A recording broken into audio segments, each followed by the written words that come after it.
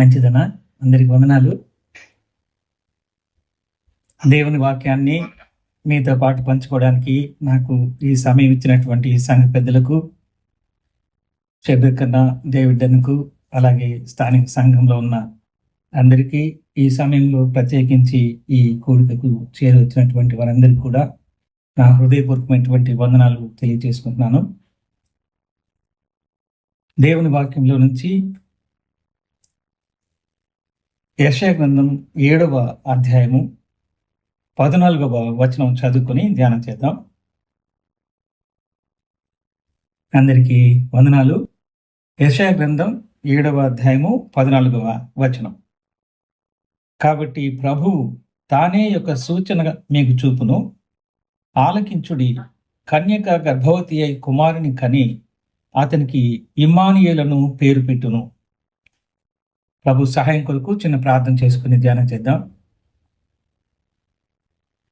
ప్రేమ కలిగిన మా ప్రియ పరలోకపు తండ్రి, ఈ సమయంలో నాయన మీ పరిశుద్ధమైనటువంటి లేఖన భాగాలు చదువుకొని మిమ్మల్ని ధ్యానం చేయాలని ఆశిస్తుంటుండగా, ఇంతవరకు పాటల్లో సహాయం చేసినట్లుగా మీ పక్షంగా నిలువబడిన మీ దీనదాసులను అన్ని విధాల బలహీనుడనని మీ సన్నిధిలో ఒప్పుకుంటుండగా, దయతో కనికరించి మన్నించి మరుగుపరిచి మీ శ్రేష్టమైన నామమునకు తగినట్లుగా స్థానిక సంఘమునకు వింటున్న ప్రతి ఒక్కరికి రక్షణకరంగా, ఆశీర్వాదకరంగా, సమాధానకరంగా ఉండినట్లు మీ కృపను పాలించమని, సమస్త విషయాలలో మమ్మల్ని అందరినీ మీ దయగల హస్తములకు అప్పగించుకుంటూ యేసుక్రీస్తు ప్రభు పేరట స్తోత్రములు చెల్లించుకుంటూ ప్రార్థిస్తున్నాము తండ్రి. ఆమేన్. ప్రభునందు ప్రియ సోదర సోదరులారా, డిసెంబర్ నెల the most beautiful month in a year. సంవత్సరం అంతటిలో డిసెంబర్ నెల ఎంతో అందమైనటువంటిదిగా ఉంటుంది. కారణం చక్కటి వాతావరణము, దానికి తగినటువంటి మొక్కలు, వృక్షాలు, ఫలములు, పుష్పాలు, సెలవులు, కుటుంబం అంతా ఒక దగ్గర ఉండడము, సమస్తమైనటువంటి శుభ్రత, దేవుని యొక్క వాక్యపు వెలుగు ఎంతగానో మనమందరం కూడా అనుభవిస్తూ ఉంటాం. ప్రపంచమంతటా యేసుక్రీస్తు ప్రభు పుట్టినటువంటి ఆ సందర్భాన్ని జ్ఞాపకం చేసుకుంటూ ఉన్నటువంటి మాసంగా కూడా మనం చూస్తాం. ఆయన ఏ రోజు పుట్టాడు అనేటువంటిది తేదీని పరిశుద్ధాత్మ దేవుడు ఇవ్వకపోయినా కూడా యేసుక్రీస్తు ప్రభు పుట్టినటువంటిది వాస్తవము అని చెప్పడానికి క్రీస్తు శకము, క్రీస్తుకు పూర్వము అనేది మనం చూస్తున్నాం. యేసుక్రీస్తు ప్రభు ఈ లోకంలో పుట్టాడనే దానికి రుజువుగా పరలోకపు దేవదూతలు భూమికి దిగివచ్చి ఆయన మీ కొరకు రక్షకుడు పుట్టాడు అని వారు ప్రకటన చేసినట్టుగా కూడా మనం చూస్తాం. ఈ సమయంలో దేవుని వాక్యపు వెలుగులో ఈ వాక్యంలో చదువుబడిన యెషయా గ్రంథం 7వ అధ్యాయం 14వ వచనంలో, కన్యక గర్భవతి అయి కుమారుని కని అతనికి ఇమ్మానుయేలును పేరు పెట్టును. క్రింద ఫుట్నోట్లో దేవుడు మనకు తోడై ఉన్నాడు అనే మాట మనం చూస్తున్నాం. ఎందుకు ఆయనకు ఇమ్మానుయేలు అనే పేరు పెట్టాలి? దేవుడు మనకు తోడు అని ఆ అవసరత ఎందుకు వచ్చింది భూమి మీదకి అనేది దేవుని యొక్క వాక్యపు వెలుగులో ధ్యానం చేయాలని ప్రభు ఆత్మ ప్రేరేపణతోటి నేను ఎంతగానో ఆశపడుతూ ఉంటున్నాను. మత్తయి సువార్తలో రక్షకుడు మీ కొరకు పుడతాడు, తన ప్రజలను తానే రక్షిస్తాడు కనుక ఆయనకు యేసు అను పేరు పెట్టు అని పరిశుద్ధ కన్య మరియకు తెలియచేసినట్టుగా మనం చూస్తూ ఉంటున్నాం. క్రీస్తు యేసు అని పిలువబడుతూ ఉన్నాడు. క్రీస్తు అంటే దైవాభిషిక్తుడు. ఇంకా ఎవరు కూడా ఆక్షేపణ చేయలేనటువంటి రీతిగా సమస్తమైన వారిని రక్షించడానికి వచ్చినటువంటి యేసు అనే పేరు పెట్టబడినట్టుగా మనం చూస్తుంటున్నాం. అందరినీ రక్షించడానికి వచ్చినటువంటి ఆ పేరే ప్రపంచానికి వినసొంపుగా ఉంటుంది, ఆశీర్వాదకరంగా ఉంటుంది. ఇప్పుడు చదువుకున్నటువంటి ఈ మాట కూడా ప్రభు అయిన యేసుక్రీస్తుకే చెందుతుంది. దేవుడు మనకు తోడు అనేటువంటి భావము మనం చూస్తాం. ఎందుకు ప్రపంచానికి దేవుని తోడు కావలసి వచ్చింది? ప్రారంభంలో దేవుడు మానవులతోటి సంతోషముతో సహవాసం చేస్తూ ఉండేవాడు. మానవులు దేవుని మాట వినకపోవడము అనే పాపం చేసినందువలన దేవుడు వారికి దూరం కాలేదు, కానీ వారే దేవుని సన్నిధికి దూరం అయిపోయారు.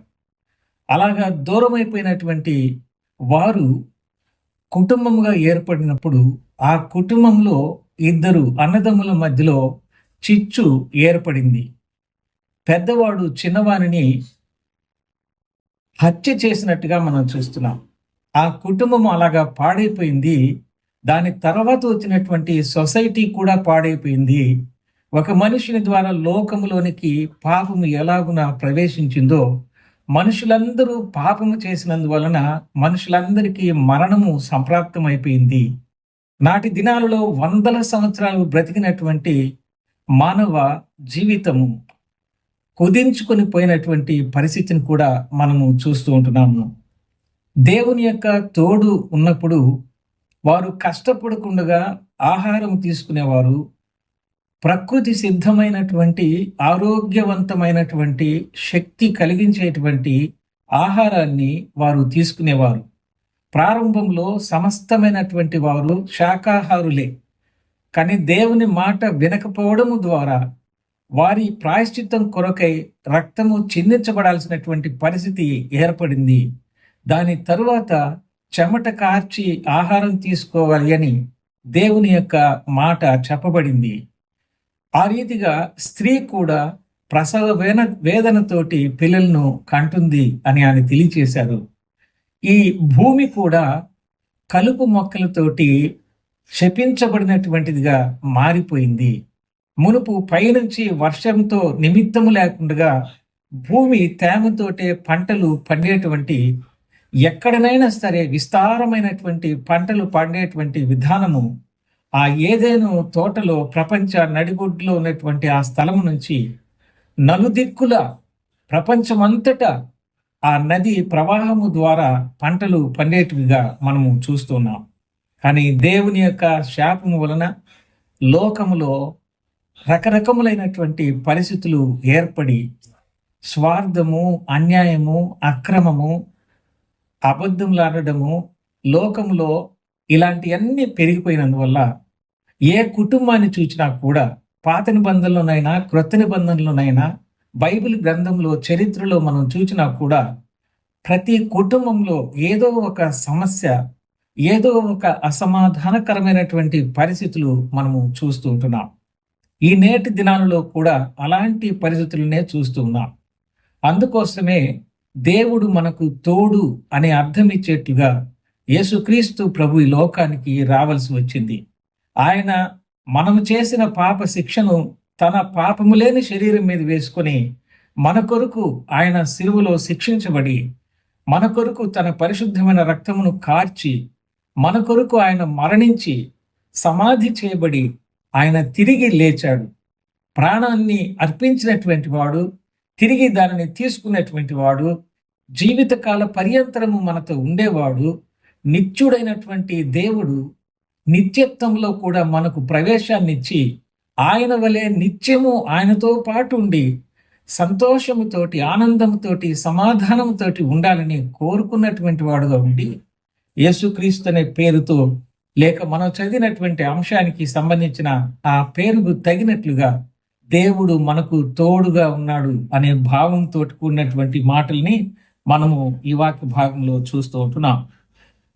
ఇందులో ఆదికాండము 3వ అధ్యాయము 15వ వచనంలో అక్కడ దేవుని యొక్క ప్రవచనాన్ని, యేసుక్రీస్తు ప్రభు ఎలాగున ఈ లోకానికి రాబోతున్నాడు అనే మాటని ఆయన తెలియచేస్తూ ఆయన ఒక మాట ఆ భాగంలో తెలియచేశాడు. ఆదికాండము 3వ అధ్యాయము 15వ వచనంలో, మరియు నీకును స్త్రీకిని నీ సంతానమునకును ఆమె సంతానమునకును వైరము కలుగజేసేదను, అది నిన్ను తల మీద కొట్టును, నీవు దానిని మడిమ మీద కొట్టుదు అని చెప్పాను అనే మాట చెప్పి, అది అనే దగ్గర ఒకటి వేసి ఫుట్నోట్లో ఆయన అని వ్రాయడాన్ని మనం గమనిస్తూ ఉంటున్నాం. అనగా యేసుక్రీస్తు ప్రభు కన్య గర్భములో పుట్టుతాడు అనే ఒక ప్రవచనాన్ని ప్రారంభ పుస్తకంలోనే ఆ యొక్క 3వ అధ్యాయంలోనే దేవుడు ప్రవచించినట్టుగా మనం చూస్తూ ఉంటున్నాం. దాదాపుగా 32 సార్లు ఆ హీబ్రూ చరిత్రలో నక్షత్రముల వలె మెరుస్తూ ప్రవక్తల ద్వారా యేసుక్రీస్తు ప్రభువే ఈ లోకానికి వస్తాడు, ఆయనే మెస్సియాగా రెండవసారి కూడా వస్తాడు అని ఆయన మొదటి రెండవ రాకడం గురించినటువంటి ప్రవచనాలు చెప్పబడినట్టుగా పరిశుద్ధ బైబిలు గ్రంథంలో మనము గమనించగలము. ఆయన ఎలాంటి పరిస్థితులలో ఆయన ఈ లోకానికి వచ్చాడు అనే విషయాన్ని మనం చూస్తే ఇర్మియా గ్రంథంలో 31వ అధ్యాయము 22వ వచనంలో మనము ఈ రీతిగా చదువుకుంటాం. ఇర్మియా 31వ అధ్యాయము 22వ వచనంలో మరొక ఆయనను గురించినటువంటి ప్రవచనము ఈ భాగంలో చూస్తే, యెహోవా నీ దేశంలో నూతనమైన కార్యము జరిగించుచున్నాడు, స్త్రీ పురుషుని ఆవరించును అనే మాట మనం చూస్తున్నాం. మత్తయి సువార్తలో ఆయనను గురించిన ప్రవచనాన్ని ఆ యొక్క నెరవేర్పు సందర్భంలో లూకా సువార్త మొదటి అధ్యాయము 35వ వచనంలో మనం చూస్తే, పరిశుద్ధాత్మ ద్వారా ఎలాగున శిశువు ఈ లోకానికి వస్తాడనే మాట ఆ భాగంలో ఈ రీతిగా మనం చూస్తాం. దూత పరిశుద్ధాత్మ నీ మీదికి వచ్చును, సర్వోన్నతిని శక్తి నిన్ను కమ్ముకొనును గనుక పుట్టబోవు శిశువు పరిశుద్ధుడై దేవుని కుమారుడు అనబడును అనే మాట చూస్తున్నాం. సర్వోన్నతుని శక్తి నిన్ను కమ్ముకొనును అనే మాట. నేను నిన్ను కనియున్నానని తండ్రి అయిన దేవుడు ఆ ప్రవచన నెరవేర్పు హెబ్రీ పత్రికలు కూడా ఉపయోగించినట్టుగా మనం చూస్తూ ఉంటున్నాం. కనుక పరిశుద్ధ కన్యకు పరిశుద్ధమైనటువంటి ఆత్మ కమ్ముకొనగా, దేవుని యొక్క శక్తి కమ్ముకొనగా, యేసుక్రీస్తు ప్రభు ఆమె గర్భములో పవిత్రమైనటువంటి రీతిగా ఉద్భవించినట్టుగా మనం చూస్తూ ఉంటున్నాం.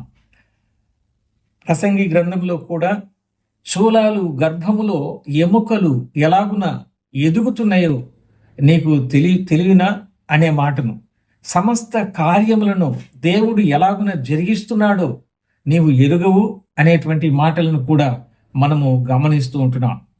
కనుక ఆయన ప్రవచన నెరవేర్పు కొరకు ఈ లోకంలో మనుషులందరినీ రక్షించడానికి పుట్టినటువంటి వానిగా మనం చూస్తే, ఆదికాండంలో 4వ అధ్యాయము మొదటి 2 వచనములో 25వ వచనంలో చూస్తే, హత్య జరిగినటువంటి పరిస్థితులను, కయ్యూను హేబేలును హత్య చేసిన తర్వాత కయ్యూనుకు బదులుగా నాకు దేవుడు మరి యొక్క సంతానాన్ని ఇచ్చాడు అనేటువంటి మాటని ఆ భాగంలో హవ్వ అండాన్ని మనము గమనిస్తాం, షేతు పుట్టినటువంటి ఆ సందర్భంలో. కనుక ఆ వచనాల్ని ఆధారం చేసుకొని మనం ఏం చూస్తామంటే, ఆది కాలములోనే ప్రారంభ ఆ కుటుంబ వ్యవస్థలోనే ఎలాంటి హత్యలు జరిగేవి అనేటువంటి మాటల్ని అందులో మనము చూస్తూ ఉంటున్నాం. కనుక మానవ జీవితంలో మొట్టమొదట యేసుక్రీస్తు ప్రభు మనకు తోడుగా ఉండడానికి ఎందుకు వచ్చాడు అనంటే, ఆయన హత్యలు జరుగుతున్నటువంటి సమాజాన్ని బాగు చేయడానికి, ఆయన ఈ లోకానికి తోడుగా ఉండడానికి, ప్రతి వ్యక్తికి ప్రతి కుటుంబానికి తోడుగా ఉండడానికి వచ్చాడనేటువంటి మాటని ఆ వాక్య భాగాల్లో మనం గమనించినట్లయితే, ఆదికాండము 16వ అధ్యాయము 11వ వచనంలో ఇష్మాయేలు పుట్టేటువంటి ఆ సందర్భంలో హాగరు యొక్క ఆ దుఃఖకరమైనటువంటి బాధకరమైనటువంటి ఆ పరిస్థితులలో యజమానురాలు శారా ఆమెను హింసిస్తున్నటువంటి ఆ సమయంలో దేవుడు ఆమెతో దూతను పంపించి, యెహోవా దూత, ఇదిగో యెహోవా నీ మొరను వినెను, నీవు గర్భవతివై ఉన్నావు, నీవు కుమారుని కని అతనికి ఇష్మాయేలు అను పేరు పెట్టుదువు అనే మాటల్ని ఉపయోగించినట్టుగా మనం చూస్తూ ఉంటున్నాం. అనగా బాధించబడుతున్నటువంటి ఒక కుటుంబము, దాసిగా ఉన్నటువంటి ఒక కుటుంబములో కూడా దేవుడు వారు కూడా నెమ్మదిగా ఉండాలి అని కోరుకున్నటువంటి వానుగా మనం చూస్తూ ఉంటున్నాం. మనుషులందరూ ఒక రకంగా ఉంటే నీకు పుట్టబోయే కుమారుడు ఒక రకంగా ఉంటాడు. అయినా నేను విస్తారమైనటువంటి వారినిగా నీ పిల్లలను నేను ఆశీర్వదిస్తాను అని దేవుడైన యెహోవా హాగరుతో చెప్పినట్టుగా ఆ మాటలో మనం చూస్తే, ఆమె తన యొక్క బాధలో ఉండగా దేవుడు నా బాధను చూచాడు అనేటువంటి మాటని ఉపయోగించినట్టుగా మనం చూస్తున్నాం.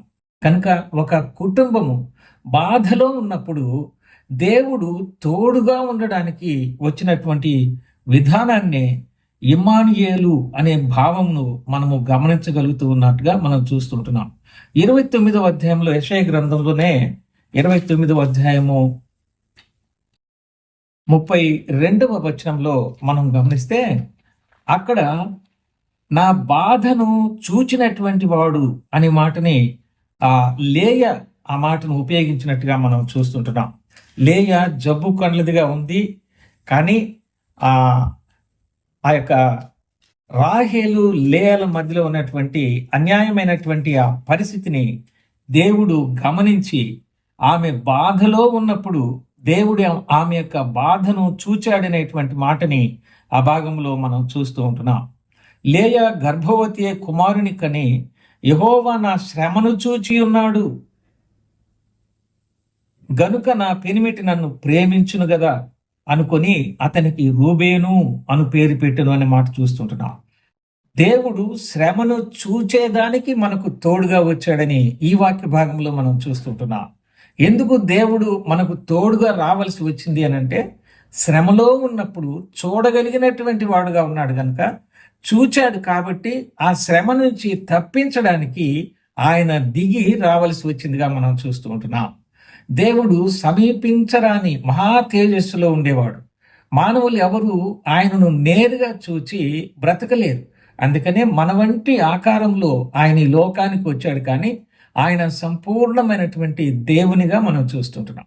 కనుక ఈ కుటుంబ వ్యవస్థలో శ్రమను చూడగలిగి రక్షించడానికి ఈ లోకానికి వచ్చాడు అనే మాట మనం చూస్తున్నాం. ఆయన ఆది కాలంలో ఆత్మస్వరూపిగా ఉండి శ్రమను చూచి మాట్లాడగలిగి ఆ శ్రమలో వారికి సహాయం చేసిన దేవుడిగా ఉంటున్నటువంటి ఆయనే సాక్షాత్తు యేసుక్రీస్తు అనే పేరుతో ఈ లోకానికి వచ్చి శ్రమలో ఉన్నటువంటి అనేక మంది కుటుంబాలను ఆయన దర్శించి ప్రజలందరినీ ఆయన ప్రేమిస్తూ మేలు చేయించు ఆయన సంచారం చేసినటువంటి వానిగా యేసుక్రీస్తు ప్రభువుని గురించి మనము గమనించగలుగుతుంటున్నాం. ఆది కాండంలోనే 30వ అధ్యాయము 6వ వచనంలో మనము చూస్తే రాహేలు ఇక్కడ మనకు కనబడుతూ ఉంది. దేవుడు నాకు తీర్పు తీర్చెను, ఆయన నా మొరను విని నాకు కుమారుని దయచేసననుకొని అతనికి దాను అను పేరు పెట్టినని చూస్తున్నాం. 8వ వచనంలో కూడా దేవుని కృప విషయమై నా అక్కతో పోరాడి గెలిచితననుకొని అతనికి నఫ్తాలి అను పేరు పెట్టిననే మాట మనం చూస్తున్నాం. మొత్తానికి ఇక్కడ ఈ కుటుంబ వ్యవస్థలో దేవుడు నాకు తీర్పు తీర్చెను అనే మాట చూస్తూ ఉంటున్నా. అనగా లోకంలో ఉన్నటువంటి రకరకాలైనటువంటి వైషమ్యాలు కలిగినటువంటి కుటుంబ వ్యవస్థలో, అన్యాయాన్ని ఎదుర్కొంటున్నటువంటి కుటుంబ వ్యవస్థలో దేవుడు న్యాయాధిపతి అయినటువంటి వాడుగా, న్యాయము తీర్చేటువంటి వాడుగా ఉన్నాడు అని ఈ వాక్య భాగంలో మనం చూస్తున్నాం. పాత నిబంధనలో ఆయన ఆత్మస్వరూపిగా ఉండి న్యాయము తీరుస్తున్నటువంటి న్యాయాధిపతిగా ఉన్నటువంటి ఆయనే మన కొరకు ఈ లోకానికి అలాంటి అన్యాయాన్ని ఎదుర్కొంటూ ఉన్నటువంటి మనకు న్యాయం చేయడానికి కోసం ఈ లోకానికి వచ్చి అన్యాయపు తీర్పు తీర్చబడి న్యాయంగా దేవుని ఎదుట శిక్షించబడాల్సినటువంటి మనకు మన శిక్షను ఆయన మీద వేసుకుని ఆయన మన కొరకు మరణించడం ద్వారా మనకు దేవుని దృష్టి ఎదుట మనకు తీర్పు తీర్చినటువంటి వానిగా మనం చూస్తుంటున్నాం. అనగా ఆయన రక్తంలో మనల్ని కొనుక్కొని దేవునికి ఒక ప్రజగా, పరిశుద్ధమైనటువంటి రాజులైన యాజక సమూహముగా మనల్ని ఆయన కలుగు చేసినట్టుగా మనం చూస్తుంటున్నాం. అందుకోసము యేసుక్రీస్తు ప్రభు శరీరధారిగా ఈ లోకానికి రావలసి వచ్చింది అని పాత నిబంధన, క్రొత్త నిబంధనలో మనము దేవుని లేఖనపు వెలుగులో ఈ వాక్య భాగాలను ధ్యానిస్తూ ఉంటున్నాం. మొదటి సమూయేలు గ్రంథములో 1వ అధ్యాయము 20వ వచనంలో మనం చూస్తే, హన్న పిల్లల కొరకు దేవుని సన్నిధిలో ప్రార్థన చేసినటువంటి అనుభవాన్ని మనం చూస్తుంటున్నాం. కుటుంబంలో పిల్లలు లేనటువంటి పరిస్థితులలో ఆ బాధలో ఉన్నటువంటి ఆ కుటుంబాన్ని చూచి ప్రార్థనను ఆలకించినటువంటి దేవుడు హన్నాకు దేవుని ప్రవక్తగా ఉండడానికి అవసరమైనటువంటి కుమారుని సమూయేలును అనుగ్రహించినట్టుగా మనం చూస్తూ ఉంటున్నాం. ఇతరులకు చెప్పుకోలేనటువంటి సమస్యలను ఎదుర్కొంటూ పెద్దగా మాట్లాడితే ఏమవుతుందో, నా యొక్క స్వరాన్ని, నా బాధను ఇతరులు చూచి విని ఏమనుకుంటారో అనేటువంటి ఆ పరిస్థితుల మధ్యలో హన్నా ప్రార్థనను దేవుడు ఆలకించాడు. ఆయన తనకు కుమారుని అనుగ్రహించినట్టుగా మనం చూస్తున్నాం. దావీదును అభిషేకించేటువంటి గొప్ప ప్రవక్తగా సమూయేలును దేవుడు ఆశీర్వదించినట్టుగా చూస్తున్నాం. దావీదు వంశంలో నుంచే సుమారు 42 వంశావళుల తరువాత ప్రభువైన యేసుక్రీస్తు ప్రభు ఈ లోకానికి రావడానికి, దావీదును రాజుగా అభిషేకించడానికి దేవుడు ఆ కుటుంబ వ్యవస్థలో కొరతను తీర్చి సమూయేలును అనుగ్రహించినట్టుగా మనము చూడగలుగుతున్నట్టుగా ఈ లేఖన భాగంలో చూస్తే, రోమీయులకు రాసిన పత్రికలో ఆ మొదటి సమూయేలు గ్రంథంలోనే 4వ అధ్యాయము 21వ వచనంలో మనం చూస్తే అక్కడ ఒక మాటని, విశిష్టమైన మాటని మనం చూస్తాం.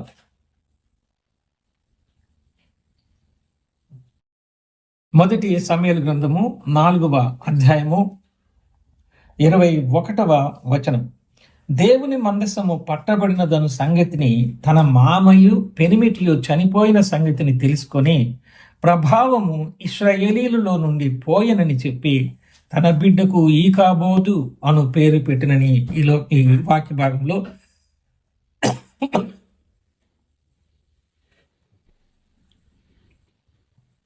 మనము చూడగలుగుతూ ఉంటున్నాం. ఈమె ఏలి కోడలుగా, ఫీనెహాసు భార్యగా మనం చూస్తూ ఉంటున్నాం.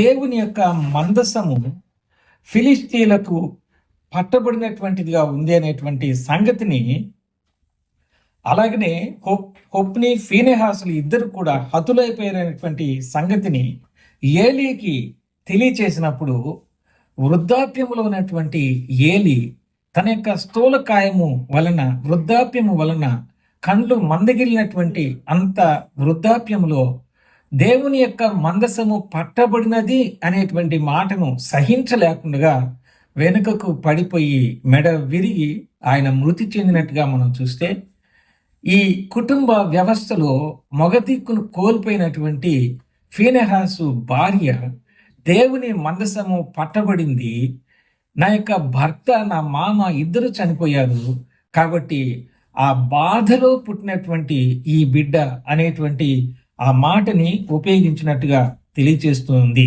అంతేకాకుండా ఆ సంగతి తెలుసుకున్నటువంటి ఈమె ప్రభావము ఇశ్రాయేలీలలో నుండి పోయింది అని ఆమె తన నోటితో సాక్ష్యం ఇచ్చినట్టుగా చూస్తూ ఉంటున్నా. ప్రభావము, దేవుని యొక్క మందసము పట్టబడము, దైవజనుడైన ఏలియా చనిపోవడము, తన భర్త చనిపోవడము, ఈమెకి బిడ్డ పుట్టినటువంటి ఆనందం కంటే ఎక్కువగా దేవుని ప్రజలలో నుంచి దేవుని మహిమ పోయింది అనేటువంటిది తనకు బాధను కలిగించినట్టుగా మనము చూస్తూ ఉంటున్నాం. రోమపత్రికలో 3వ అధ్యాయము 23వ వచనంలో మనం చూస్తే, ఏ భేదము లేదు, అందరూ దేవుడు అనుగ్రహించు మహిమని పొందలేకపోవచ్చున్నారని దేవుని యొక్క వాక్యము, పరిశుద్ధ బైబిల్ గ్రంథము తెలియచేస్తూ ఉంది. కాబట్టి దేవుడు మనకు తోడు అనే అర్థం ఇచ్చేటట్టుగా ప్రభు అయిన యేసుక్రీస్తు ఈ లోకానికి రావడము జరిగింది అనే చరిత్రాత్మకమైనటువంటి ఆయన పుట్టుక ఎందుకు రావాల్సి వచ్చింది, ఎలాంటి పరిస్థితుల్లో రావాల్సి వచ్చింది, ఎన్ని విధాలుగా కుటుంబ వ్యవస్థను బాగు చేయడానికి, సొసైటీని బాగు చేయడానికి, దేశాన్ని రక్షించడానికి, ప్రజలను రక్షించడానికి, అందరికీ ప్రభువుగా ఉండడానికి, రక్షకుడుగా ఆయన ఈ లోకానికి రావాల్సినటువంటి అవసరత ఏర్పడింది కనుక, మనుషులు ఎవరు కూడా దేవుని చూస్తే బ్రతకలేరు కనుక, ఆయన పరిశుద్ధత కలిగినటువంటి వాడు కనుక, పాపాత్ములమైనటువంటి మనలను దేవుని సన్నిధికి చేర్చడానికి, మనకు సమాధానాన్ని కలుగు చేయడానికి ప్రభువైన యేసుక్రీస్తు ఈ లోకానికి దేవుడు మనకు తోడుగా ఉన్నాడు అనే అర్థమేచేటట్లుగా వచ్చాడు అనేటువంటి సత్యాలని ఈ భాగంలో మనము గమనించగలుగుతూ ఉంటున్నాం. యెషయా గ్రంథంలో 9వ అధ్యాయంలో 6వ వచనంలో ఆయన యొక్క పుట్టుకను గురించి వ్రాస్తూ ఆయన మనకు ఏమై ఉన్నాడు అనేటువంటి సత్యాన్ని ఆ వాక్య భాగంలో తెలియచేస్తున్నటువంటి మాటల్ని మనం చూస్తే, ఏలయనగా మనకు శిశువు పుట్టెను, మనకు కుమారుడు అనుగ్రహింపబడిను, ఆయన భుజము మీద రాజ్యభారం ఉండును, ఆశ్చర్యకరుడు, ఆలోచనకర్త, బలవంతుడైన దేవుడు, నిత్యుడగు తండ్రి, సమాధానకర్తయగు అధిపతి అని అతనికి పేరు పెట్టబడును అనే మాట మనం చూస్తుంటున్నాం. కనుక ఆయన హీఈస్ మై హోల్, ప్రతి కుటుంబానికి ఆయన సమస్తమై ఉన్నాడు అని జ్ఞాపకం చేసుకోవడానికి ఆయన ప్రవచించబడి పుట్టినటువంటి వానిగా ఈ వాక్య భాగంలో మనము గమనించగలుగుతున్నట్టుగా మనం చూస్తుంటున్నాం. కనుకనే యోహాను సువార్త 1వ అధ్యాయం 1-2 వచనంలో ఆది యందు దేవుని యొద్ద ఉన్నటువంటి వాక్యముగా ఉన్నటువంటి ఆయన సశరీరుడుగా మన మధ్యలోనికి వచ్చినటువంటి వాడుగా ఉన్నాడనేటువంటి సత్యాన్ని యోహాను సువార్త 1వ అధ్యాయం 14వ వచనంలో కూడా మనము చూడగలుగుతూ ఉంటున్నాం. అందుకోసము ఆయన ఇమ్మానుయేలు అని పేరు పెట్టబడినట్టుగా, యేసు రక్షకుడు అని పిలువబడినట్టుగా దేవుని వాక్యంలో మనం గమనిస్తూ ఉంటున్నాం. ఈ వాక్యం వింటూ ఉన్నటువంటి మన కుటుంబ వ్యవస్థ ఎలాగునూ ఉంది? బైబిల్ గ్రంథంలో ఈ నేటి కాలంలో ఉన్న కుటుంబ వ్యవస్థను అనేక కుటుంబాల చరిత్రాత్మకమైనటువంటి జరిగిన సంభవాలలో ఆది యందు ఉన్నటువంటి దేవుడైనటువంటి ఆయన ఎలాగున వారికి న్యాయాన్ని జరిగించాడో, బాధలో, శ్రమలో వారి మాటలను, వారి యొక్క స్వరాన్ని ఆలకించి చూడగలిగి సహాయం చేశాడో, ఈ నేటి దినాలలో మనందరికీ అందుబాటులోనికి వచ్చి మనతోనే ఉండి మనకు సహాయం చేసి మన కొరకు మరణించి సమాధి చేయబడి తిరిగి పునరుద్ధారణై వెళుతూ, నేను వెళుతూ మీ కొరకు ఆదరణకర్తను పంపిస్తాను, ఆయన మీ హృదయంలో ఉంటాడు, పరిశుద్ధాత్మ, ఆయన నేను చెప్పిన సంగతులు మీకు జ్ఞాపకం చేస్తాడు, ఇదిగో సదాకాలం నేను మీకు తోడై ఉన్నాను అని చెప్పినటువంటి ప్రభు యొక్క సువర్తమానము మనందరికీ వినిపింపబడుతూ ఉంటుండగా, ఇప్పటికీ కూడా యేసు ప్రభుని నమ్ముకొనకుండా ఉంటే ఈ లోకపు వ్యవస్థ ఎలాగున ఉంది అనేది యేసుక్రీస్తు ప్రభు తెలియచేస్తూ మార్కు సువార్త 7వ అధ్యాయంలో 21వ వచనం నుంచి 23వ వచనం వరకు ప్రస్తుతం ఉన్నటువంటి ఈ లోక వ్యవస్థ ఎలాగున ఉంది అనేది యేసు ప్రభు ఆ వాక్య భాగంలో తెలియచేస్తూ ఈ రీతిగా తన నోటితోనే ఆయన తెలియచేసిన మాటలు, మనుష్యుని లోపల నుండి బయలు వెళ్ళినది మనుష్యుని అపవిత్రపరచును, లోపల నుండి అనగా మనుష్యుల హృదయములో నుండి దురాలోచనలను, జారత్వములను, దొంగతనములను, నరహత్యలను, వ్యభిచారములను, లోభములను, చెడుతనములను, కృత్రిమమును, కామ వికారమును, మత్సరమును, దేవదూషణయు, అహంభావమును, అవివేకమును వచ్చును. ఈ చెడ్డవన్నీ లోపల నుండి బయలువెళ్ళి మనుష్యుని అపవిత్రపరచునని ఆయన చెప్పెను అనేటువంటి ఈ మాటలు మనం చూస్తున్నాం. కాబట్టి ఇంతవరకు మనం ధ్యానం చేసినటువంటి పాత నిబంధనలో, క్రొత్త నిబంధనలో కొన్ని కుటుంబాలను, కొన్ని కోణాల్లో, ఎలాంటి పరిస్థితులలో దేవుడు తోడుగా ఉండడానికి అవసరతను ఎరిగి ఈ లోకానికి ఆయన యేసుక్రీస్తు ప్రభువుగా వచ్చాడు. ఆయన పుట్టుక, ఆయన జీవితం, ఆయన మరణం, ఆయన పునరుద్ధానం, ఆయన ఆరోహణం, మన కొరకు ఆయన పరిశుద్ధాత్మను పంపించడం, మన ఒక్కొక్కరి కుటుంబాలలో, ఒక్కొక్కరి వ్యక్తిగతమైనటువంటి హృదయాలలో ఆయన సమాధానాన్ని, దేవుని తోడు నాకు ఉంది అనేటువంటి భరోసాని ఎలాగ ఆయన కల్పిస్తూ ఉంటున్నాడు అనే సత్యాలను దేవుని యొక్క వాక్యపు వెలుగులో మనము చూస్తూ ఉంటున్నాం. యెషయా గ్రంథం 8వ అధ్యాయము 8వ వచనంలో ఎలాంటి పరిస్థితుల్లో దేవుడు ఆ ప్రజలందరినీ ఎలాగ రక్షిస్తాడు, ఆయనను నమ్ముకున్నటువంటి వాళ్లకు తోడుగా ఎలాగ ఉంటాడనే సత్యాన్ని మనం చూస్తే, యెషయా గ్రంథం 8వ అధ్యాయము 8వ వచనంలో, అవి యూదా దేశంలోనికి వచ్చి పొర్లి ప్రవహించును, అవి కుతికలలో తగును, ఇమ్మానుయేలు పక్షి తన రెక్కలు విప్పినప్పటి వలె దాని రెక్కల వ్యాపకము నీ దేశ వైశాల్యమంతటిని వ్యాపించును అని అంటున్నాడు. ఇమ్మానుయేలు పక్షి తన రెక్కలు విప్పునప్పటి వలె దాని రెక్కల వ్యాపకము నీ దేశ వైశాల్యమంతటిను వ్యాపించును అంటే ఇమ్మానుయేలు దేవుడు నాకు తోడై ఉన్నాడు అనేటువంటి ఆయనను నీ దేశమంతా కూడా పక్షి రెక్కలు విప్పినప్పుడు ఎలాగైతే అవి విస్తరిస్తాయో ఆ రీతిగా నీ భద్రత నేను కలుగు చేస్తున్నాను అని తెలియజేశాడు.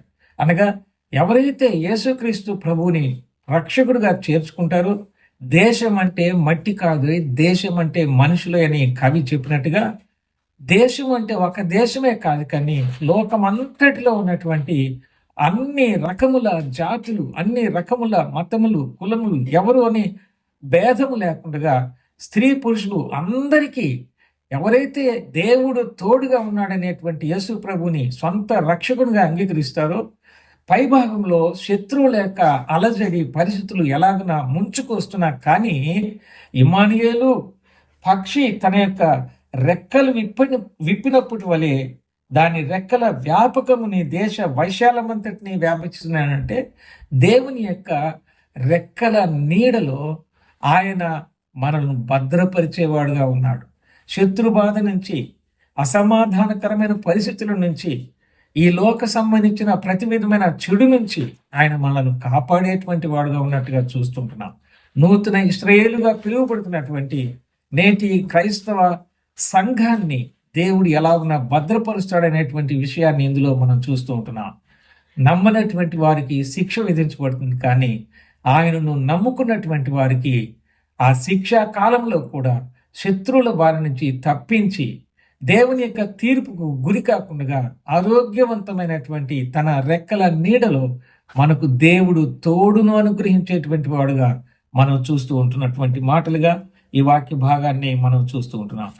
రోమీయులకు రాసిన పత్రికలో 9వ అధ్యాయంలో 5వ వచనంలో మనం చూస్తే ఎలాగున ఆయన ఈ సంరక్షణను కలుగు చేస్తున్నాడు అనేటువంటి విధానం మనం చూస్తే, పితరులు వీరి వారు శరీరమును బట్టి క్రీస్తు వీరిలో పుట్టెను, ఈయన సర్వాధికారి అయిన దేవుడై ఉండి నిరంతరము స్తోత్రార్హుడై ఉన్నాడు. ఆమేన్. ఇందులో మనము యేసుక్రీస్తు ప్రభుని గురించినటువంటి మాటను ఇక్కడ చూస్తే, ఆయన బాలుడుగా వచ్చాడు, 33.5 సంవత్సరాల ఈ లోకంలో మన వంటి శరీరాకారంలో జీవించాడు, మన కొరకు మరణించాడు, తన పరిశుద్ధ రక్తంలో మనల్ని కడిగి పరిశుద్ధపరిచాడు, పాపాలను ఒప్పుకున్నప్పుడు క్షమించాడు, నేను మీకు తోడుగా ఉంటానని తెలియచేశాడు.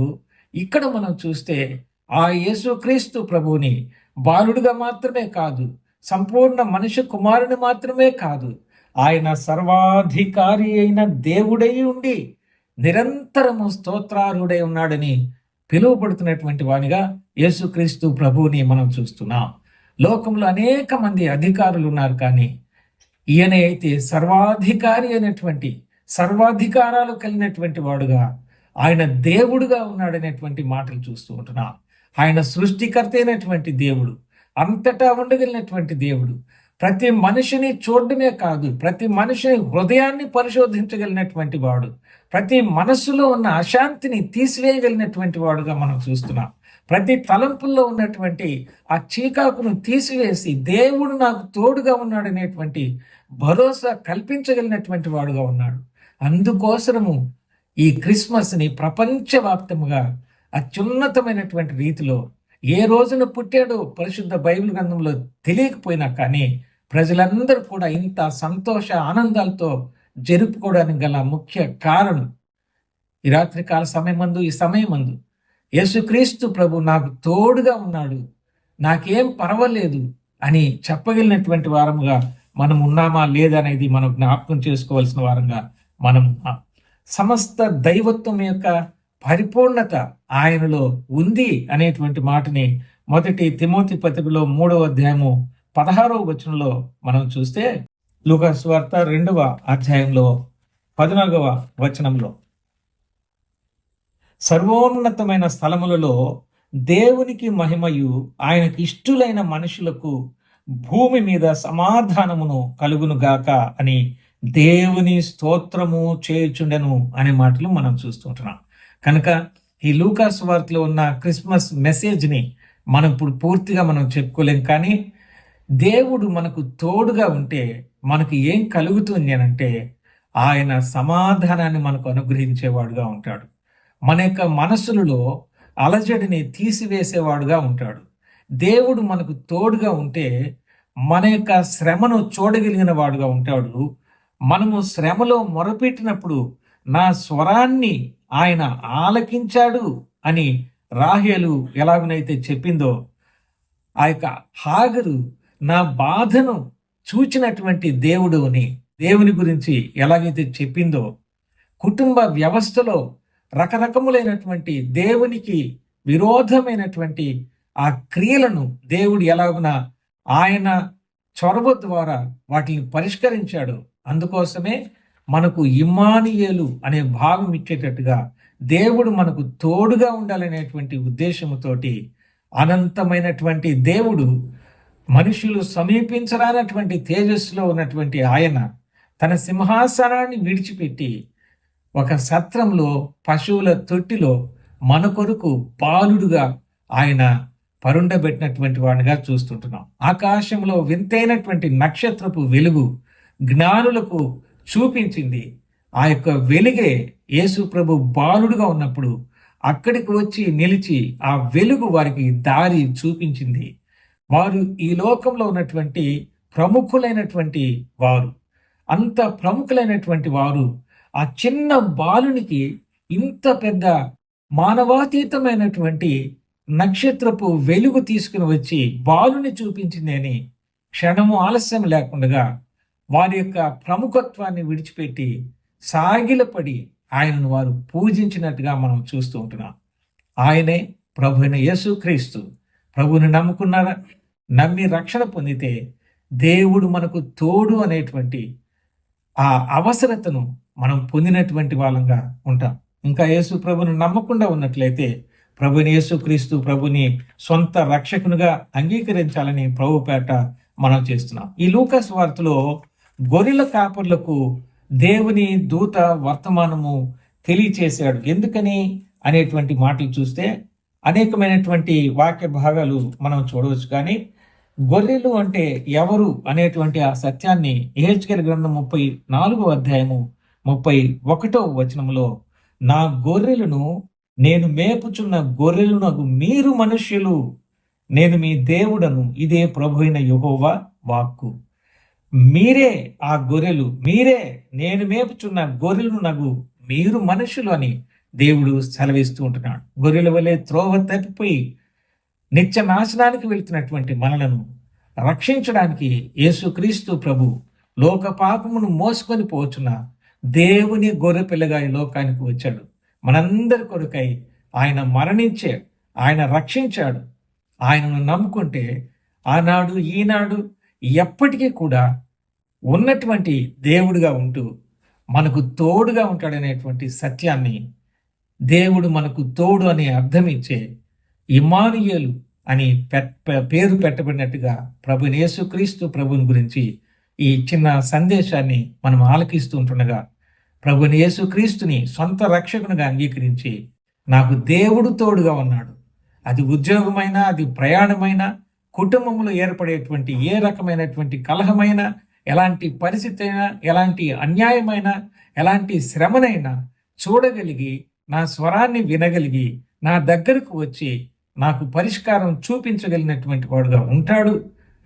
అందుకనే నాకు ప్రభుని యేసుక్రీస్తు ప్రభు కావాలి అని కోరుకొని ఆయనను సొంత రక్షకునిగా అంగీకరించి ఆయనను హృదయంలో ఆయనకు స్థానం ఇచ్చి మీరు మేలు పొందాలని, భూమి మీద సమాధానాన్ని పొందుకోవాలని, నెమ్మదిని పొందుకోవాలని, ఈ లోకాన్ని విడిచినప్పుడు నిత్యుడైనటువంటి ఆత్మస్వరూపి అయినటువంటి ఆయనను మనలను ఆయన ఊపిరిని మనకిచ్చాడు.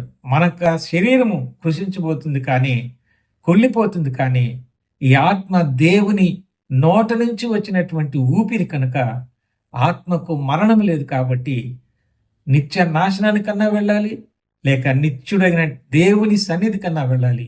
యేసు ప్రభుని నమ్ముకుంటే, ఈ నా మాటలను మీరు నమ్మలేదు కాబట్టి ఈ నా మాటలే మిమ్మల్ని శిక్షిస్తాయి, తీర్పు తీరుస్తాయని ప్రభువు చెప్పాడు. నమ్మిన వారికి రక్షణ ఉంది, నిత్యత్వంలో సమాధానం ఈ లోకంలో ఉంది, నిత్యత్వంలో ప్రవేశం ఉంది. దేవుని యొక్క తోడు ఈ లోకంలో ఉంటుంది. అదే తోడు తన వద్దకే తీసుకుని వెళతాడు. అలాంటి కృపను అందరూ అనుభవించాలని కోరుకుంటూ ఈ చిన్న సందేశాన్ని ముగిస్తున్నాను. దేవుడు మిమ్మల్ని అందరినీ కూడా ఆ రీతిగా ఆయన తోడును ఉంచి ఆశీర్వదించాలని మనసారా కోరుకుంటున్నాను. అందరికీ వందనాలండి.